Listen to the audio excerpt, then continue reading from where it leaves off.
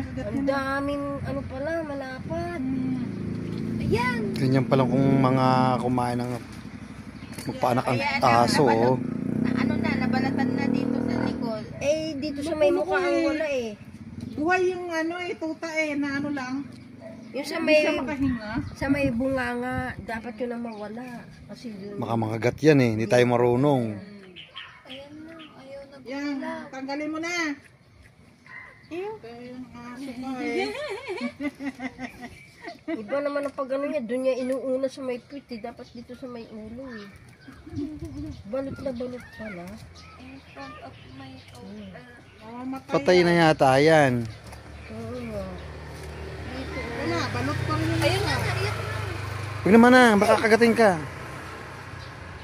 Para safety. Hahabulin ka na, wala yung sa tali. Ay, nakalabag pa? Oo, nakalabas yan. Ay, putang ina, wala palang tali niya, hayop na yan. Hindi pa